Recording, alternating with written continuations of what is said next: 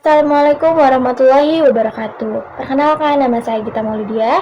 Nah, di sini saya akan menjelaskan tentang teori penawaran kurva dan supply. Teori penawaran menjelaskan hubungan antara harga suatu barang dan jumlah barang tersebut yang ditawarkan para penjual.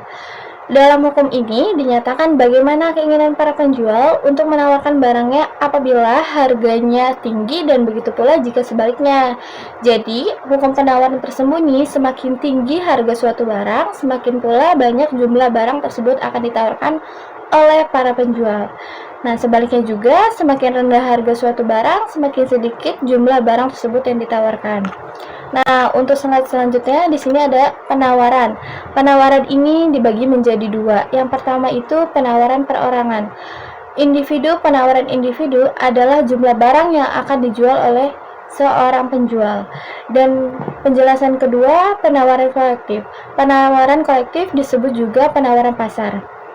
Penawaran kolektif adalah keseluruhan jumlah suatu barang yang ditawarkan oleh penjual di pasar. Penawaran pasar merupakan penjumlahan dari keseluruhan penawaran perorangan.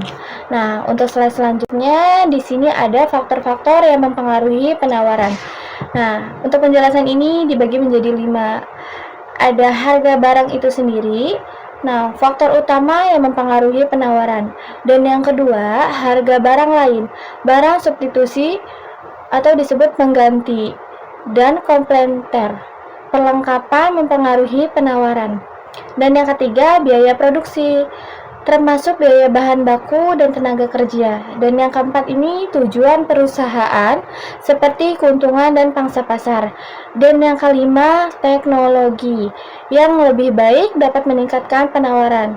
Nah, untuk menjelaskan ini dalam menganalisis mengenai permintaan telah dinyatakan bahwa adalah tidak mungkin untuk membicarakan secara sekaligus bagaimana permintaan dipengaruhi oleh perubahan dari pada berbagai faktor yang menentukannya.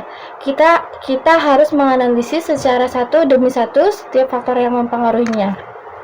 Nah, terus selanjutnya di sini ada penjelasan fungsi penawaran dan perubahan penawaran.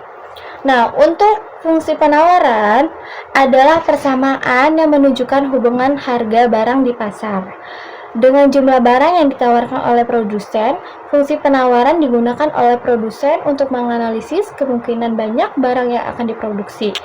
Nah, untuk penjelasan perubahan penawaran, di sini ada pergerakan sepanjang kurva penawaran, perubahan jumlah barang yang ditawarkan akibat perubahan harga, atau disebut faktor lain dianggap tetap. Nah, penjelasan selanjutnya itu ada pergeseran kurva penawaran, perubahan jumlah barang yang ditawarkan akibat perubahan faktor lain selain harga. Misalnya nih, jika biaya produksi naik, kurva bergeser ke kiri. Jika teknologi meningkatkan, kurva bergeser ke kanan. Dan di sini juga saya akan mengambil contoh pengaruh harga barang lain. Nah, contohnya seorang petani yang menanam sayuran dan buah-buahan.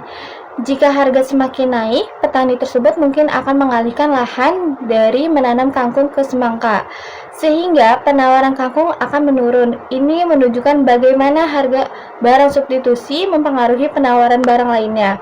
Baik, untuk penjelasan di sini saya ingin menjelaskan untuk kesimpulannya.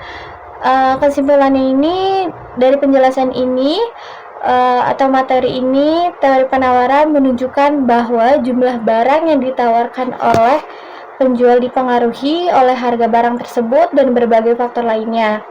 Penawaran dapat berubah melalui pergerakan atau pergeseran kurva penawaran, dan pemahaman ini penting untuk menganalisis dinamika pasar. Begitu saja untuk penjelasan dari saya. Jika saya ada salah-salah kata, mohon dimaafkan.